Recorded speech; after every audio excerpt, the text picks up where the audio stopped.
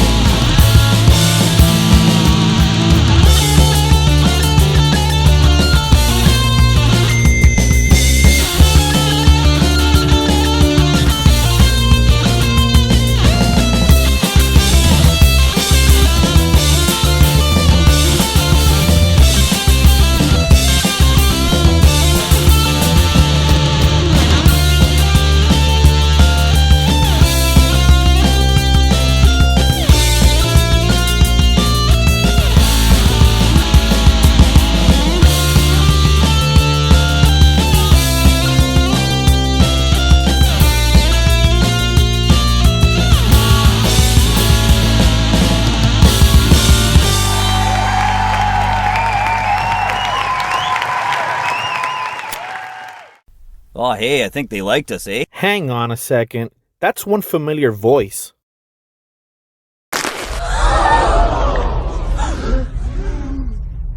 Mike, is that you? Huh? I don't know. Is it me? Yes, Mike, it's you. Oh, I guess it is me, eh? What a turn of events. But I would have gotten away with it if it weren't for you pesky perler beaters. And your dog, too, eh?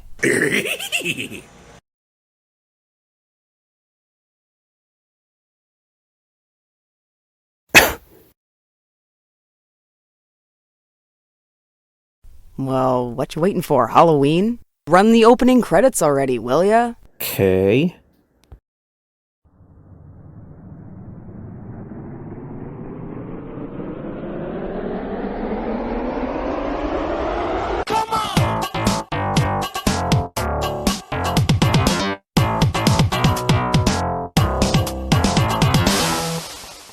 So this will be a little different from our usual interviews. Not just because it's our first time having dual guests, but also due to the multitude of art forms you guys work with. Our stock questions don't apply here quite so easily. I guess let's start by asking about your inspiration for crack horror. Well, Isaac, it all began at a local venue back in the day. Halloween was creeping up on us, and the promoter was rounding up bands to play on Hell Night. So when he asked me if I'd like to be on the bill, I said yes, but I don't want my regular band to come and play the same songs we play all year, you know? Yeah, most Halloween shows are just pretty much the same bands you see all year, but now they're wearing a "This is my Halloween costume" t-shirt. And their idea of going above and beyond is playing the obligatory cover of Monster Mash. Exactly. It's cheap, it's boring, and I not only wanted to rise to the occasion, but turn that festive dial up to 11 and give the audience a Halloween experience they not only desired, but deserved. So, in the spirit of all things dark and spooky, I handpicked two capable and charismatic musicians from other bands, told them we were going to wear ridiculously awesome outfits and play an entire set worth of classic tunes from anything horror related. And the campier, the better. The name we chose was inspired by the colorfully criminal reputation of the city we're from, and I guess the characters are sort of the dirty cousins of famous fiends. Now, music is far from the only medium you guys work with. Painting, fabricating props, filming videos, crafting custom video game consoles. I could go on here. Hell, Cheri, you even designed and animated some of the sprites in this very episode. Come on, Brad. Fourth wall. I know, but I had to mention. My question is, what are you guys' favorite art mediums to work with overall, and what do you plan on for the future? Music for me has always been number one, personally. But that being said, being an independent musician encompasses so much more than just writing and performing music. You're designing a band logo, or the art for an album that you may have even recorded yourself. If you're playing gigs, you can bet you're the one screen printing or painting the shirts and patches you're hoping to sell there.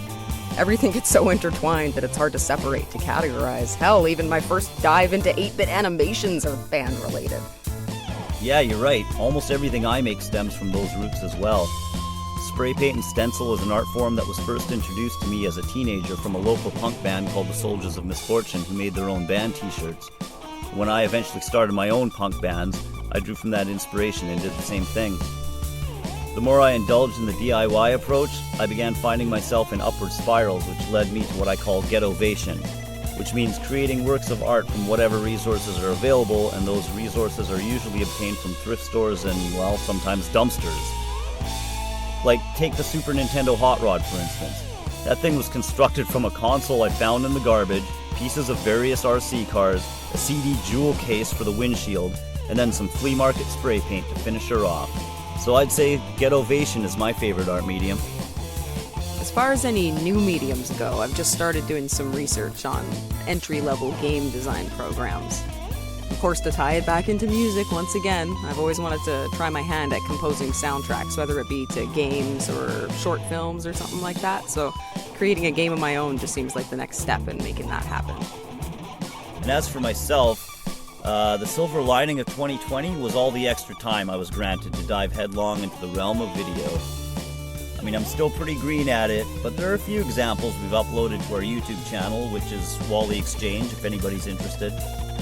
I'm currently learning stop-motion animation and green screen, and most recently I've started exploring the art of ROM hacking, so you have been warned. Okay, guys. Are you ready to get back into character like this never happened? For sure. Yeah, sure, eh? Let's give her. Whatever. Perfect. This fourth wall breaking is killing me. Anyways, how about another song for the good people? Whatever.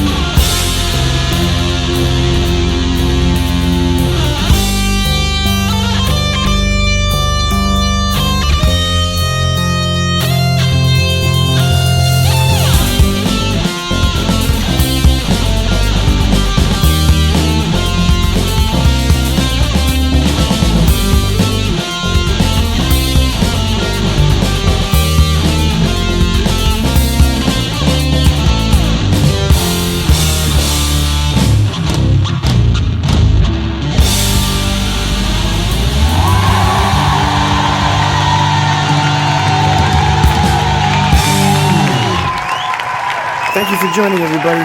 We'll see you next time on Pixelcraft Spotlight. I hate when that happens.